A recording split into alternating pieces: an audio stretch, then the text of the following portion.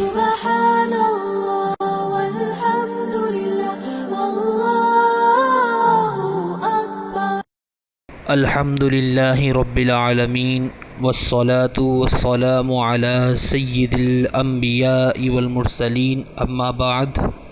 السلام علیکم ورحمۃ اللہ وبرکاتہ۔ اللہ تعالیٰ کے فضل و کرم سے آج ہماری تفسیر کی 14ویں کلاس کا آغاز ہو رہا ہے۔ ہمیشہ کی طرح آپ تمام احباب سے درخواست ہے کہ آپ اس ویڈیو کو مکمل سماعت فرمائیں، انشاءاللہ آپ کے علم میں ضرور اضافہ ہوگا۔ ویڈیو کے اینڈ میں چند سوالات ہیں جو آپ کی ذہنی آزمائش کے لیے رکھے گئے ہیں۔ چلیں ہم اپنی تفسیر کا آغاز کرتے ہیں۔ آج جس سورت کا ہم نے انتخاب کیا ہے اس کا نام ہے سورۃ العادیات۔ سب سے پہلے ہم سورۃ العادیات کا تعارف پڑھیں گے۔ سورۃ العادیات کا تعارف۔ مقام نزول: سورۃ العادیات مکہ مکرمہ میں نازل ہوئی۔ رکوع اور آیات کی تعداد: اس سورت میں 1 رکوع اور 11 آیتیں ہیں۔ عادیات نام رکھنے کی وجہ: مجاہدین کے ان گھوڑوں کو عادیات کہتے ہیں جنہیں وہ دشمن کا پیچھا کرنے کے لیے تیزی سے دوڑاتے ہیں۔ اس سورت کی پہلی آیت میں اللہ تعالیٰ نے ان گھوڑوں کی قسم ارشاد فرمائی ہے، اس مناسبت سے اسے سورہ عادیات کہتے ہیں۔ سورہ عادیات کے مضامین: اس سورت کا مرکزی مضمون یہ ہے کہ اس میں انسان کے ناشکرا ہونے کو بیان کیا گیا ہے، اور اس صورت میں یہ مضامین بیان ہوئے ہیں۔ اس صورت کی ابتدا میں اللہ تعالیٰ نے مجاہدین کی گھوڑوں کی قسم کھا کر ارشاد فرمایا کہ انسان اپنے رب عز و جل کی نعمتوں کی ناشکری اور انکار کرتا ہے اور اپنے اس عمل پر خود بھی گواہ ہے۔ اور اس صورت کے آخر میں مال کی محبت میں مضبوط اور اللہ کی نعمتوں کا شکر ادا کرنے میں کمزور انسان کی مذمت بیان کی گئی ہے۔ وہ اعمال کرنے کی ترغیب دی گئی ہے جو قیامت کے دن اللہ تعالیٰ کی بارگاہ میں حساب دیتے وقت کام آئیں گے۔ اب ہم اس سورت کی تلاوت اور اس کا ترجمہ پھر اس کی مختصر سی تفسیر کریں گے۔ بسم اللہ الرحمن الرحیم۔ اللہ ہی کے نام سے شروع کرتا ہوں جو نہایت رحم فرمانے والا بہت مہربان ہے۔ والعادیات ضبحا۔ ان گھوڑوں کی قسم جو بہت تیز دوڑتے ہیں ہانپتے ہوئے۔ فالموریات قدحا۔ پتھر پر سم مار کر چنگاریاں نکالتے ہوئے۔ فالمغیرات صبحا۔ پھر صبح ہوتے وقت دشمن پر حملہ کرتے ہیں۔ فأثرن به نقعا۔ پھر اس وقت وہ غبار اڑاتے ہیں۔ فوسطن به جمعا۔ پھر دشمن کی فوج میں گھس جاتے ہیں۔ ان الانسان لربه لکنود۔ بے شک انسان اپنے رب کا بڑا ناشکر ہے۔ وَإِنَّهُ عَلَى ذَلِكَ لَشَهِيدٌ۔ اور بے شک وہ اس پر ضرور گواہ ہے۔ وَإِنَّهُ لِحُبِّ الْخَيْرِ لَشَدِيدٌ۔ اور بے شک وہ مال کی محبت میں بہت سخت ہے۔ افلا يعلم اذا بعثر ما في القبور۔ کیا وہ نہیں جانتا کہ جو قبروں میں ہیں وہ اٹھا لیے جائیں گے۔ وحصل ما في الصدور۔ اور سینوں کی باتوں کو ظاہر کر دیا جائے گا۔ ان ربهم بهم يومئذ لخبير۔ بے شک ان کے رب کو اس دن ان کی سب خبر ہے۔ اب ہم اس کی مختصر سی تفسیر کریں گے اس سورت کی۔ اس سورت کی ابتدا لفظ عادیات سے ہوئی ہے۔ لفظ عادیات کا معنی ہے دوڑنے والیاں۔ اس سے مراد تیز رفتار گھوڑے یا اونٹنیاں ہیں۔ حضرت ابن عباس رضی اللہ تعالی عنہما فرماتے ہیں کہ میں حجر اسود کے پاس بیٹھا ہوا تھا کہ ایک شخص نے مجھ سے والعادیاتی ضبحا کے متعلق سوال کیا۔ میں نے کہا اس سے مراد وہ گھوڑے ہیں جو اللہ کی راہ میں بہت تیز دوڑتے ہیں اور سرشام اس وقت واپس آتے ہیں جب لوگ کھانے کے لیے آگ جلاتے ہیں۔ یعنی اس میں اللہ تعالیٰ نے مجاہدین کے گھوڑوں کی قسم کھائی ہے جو اللہ کی راہ میں جہاد کرتے ہیں۔ پھر اس کی دوسری آیت میں لفظ موریات کا ذکر ہوا ہے۔ موریات کا معنی ہے آگ روشن کرنے والے۔ اس سے مراد مجاہدین کے وہ گھوڑے ہیں جو پتھریلی زمین پر چلتے ہیں تو ان کے سموں کی رگڑ سے آگ کی چنگاریاں نکلتی ہیں۔ اس میں قدحن کا لفظ بھی استعمال ہوا ہے۔ اس کا معنی ہے پتھر پر پتھر یا پتھر پر لوہے کو مار کر آگ نکالنا۔ اس سے مراد گھوڑوں کا نالدار سموں کو پتھریلی زمین پر مارنا۔ اس صورت کی تیسری آیت میں لفظ مغیرات استعمال ہوا ہے جس کا معنی ہے مال غنیمت لوٹنے والے، چھاپا مارنے والے۔ مفسرین نے کہا اس سے مراد ہے گھوڑوں پر سواروں کے دستے جو صبح کے وقت دشمنوں پر حملہ کرتے ہیں۔ اس صورت کی چوتھی آیت میں فَأَثَرْنَا بِهِ نَقْعًا، اس کا لفظ اثرنا کا معنی ہے گرد و غبار اڑانا، اور نقعا اس کا معنی ہے تنگ کنویں میں جمع شدہ پانی اور گرد و غبار۔ فَأَثَرْنَا بِهِ نَقْعًا کا معنی حضرت اکرمہ سے اس کا معنی پوچھا گیا تو انہوں نے کہا گھوڑوں کے دوڑنے سے گرد و غبار کا اڑنا۔ پھر اس کے بعد دوسری آیت میں فَوَسَطْنَا بِهِ جَمْعًا، اس کا معنی ہے جماعت میں گھس گئے، بیچ میں آ گئے، یعنی مجاہدین اپنے گھوڑوں کے ساتھ دشمنوں کی فوج میں گھس گئے۔ اس صورت کی چھٹی آیت میں اللہ تعالیٰ نے فرمایا بے شک انسان اپنے رب کا بڑا ناشکر ہے۔ سابقہ پیچھے جو 5 آیتیں ہم نے پڑھی ہیں جو قسم کھائی تھی اللہ تعالیٰ نے، عادیات کی چھٹی آیت میں اس کا جواب ہے۔ اس آیت میں لکنوت کا لفظ ہے۔ اس آیت کا معنی ہے بے شک انسان اپنے رب کا ضرور ناشکرہ ہے۔ حضرت ابن عباس نے فرمایا انسان طبعی طور پر ناشکرہ ہے، یعنی بائی نیچر وہ ناشکر گزار ہے۔ اور لکنوت کا معنی ہے لکفور، یعنی وہ اللہ کی نعمتوں کا شکر ادا نہیں کرتا۔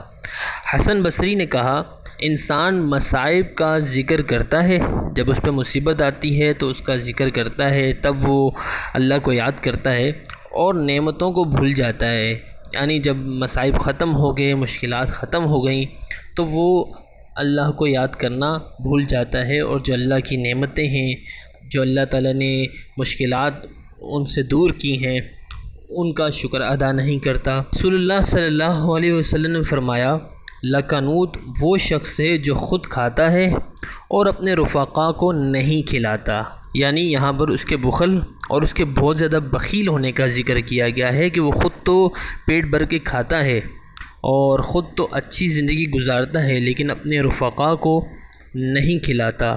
اس کے بعد اللہ تعالیٰ نے اگلی آیت میں فرمایا اور بے شک وہ اس پر ضرور گواہ ہے۔ حضرت ابن عباس رضی اللہ تعالی عنہما نے فرمایا بے شک انسان اپنے نفس اور اپنے اعمال پر خود گواہ ہوگا۔